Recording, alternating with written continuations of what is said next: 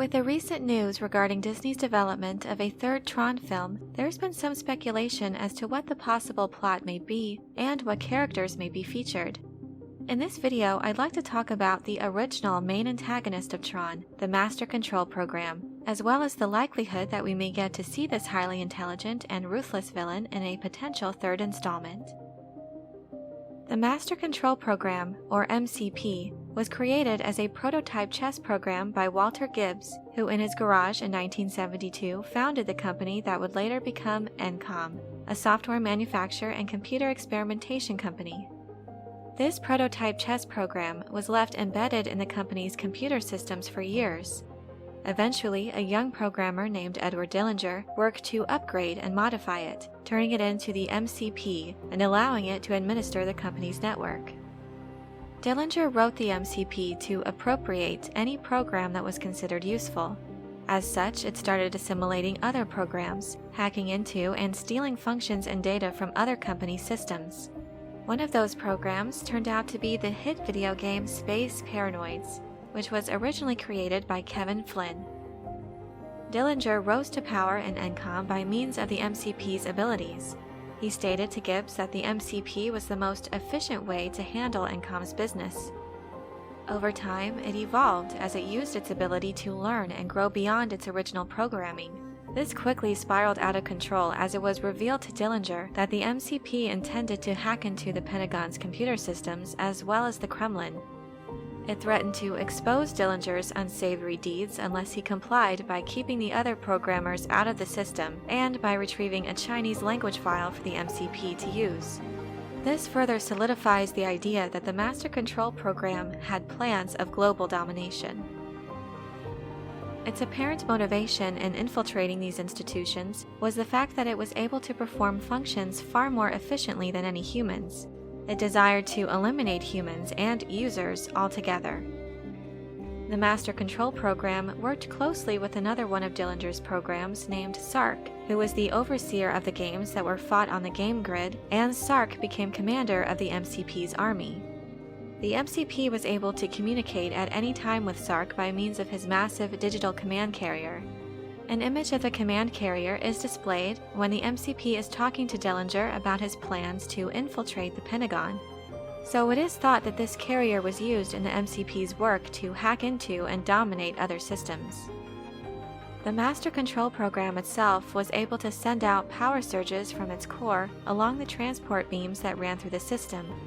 It had the ability to raise shields to protect its core. It also, at times, was able to telekinetically move and torture programs with de-resolution. While the MCP was very intelligent, it did have some glaring weaknesses, namely its reliance on guards and recognizers throughout the system in order to monitor and watch over it.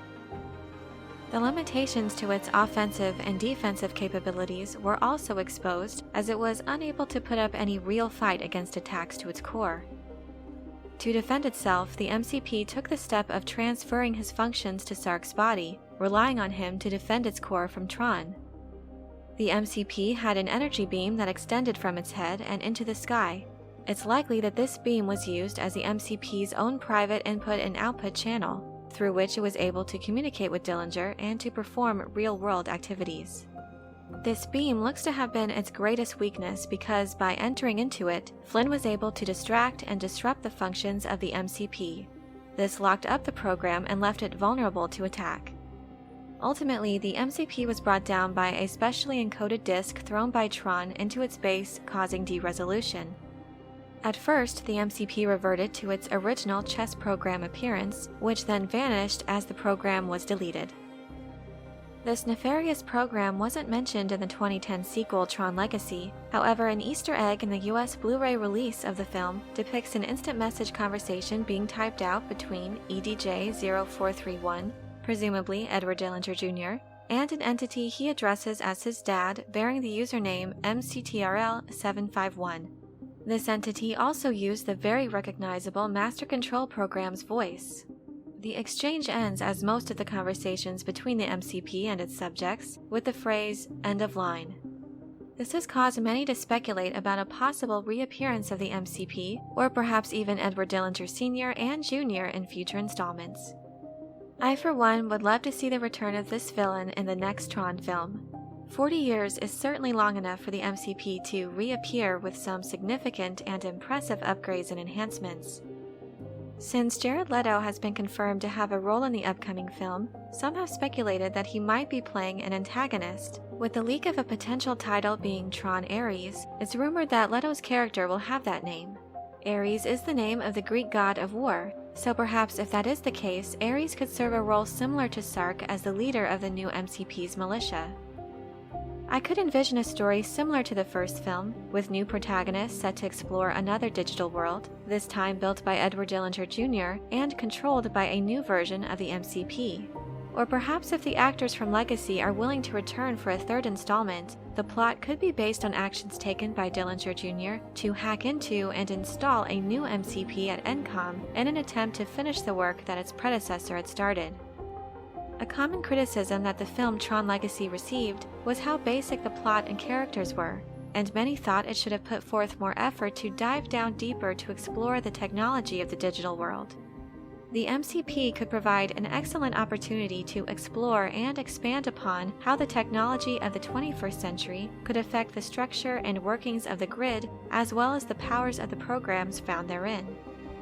Also, with the possible return of Daft Punk, I'd be excited to hear how a new score by the iconic duo could enrich and add to the menacing and dark atmosphere that the MCP would bring.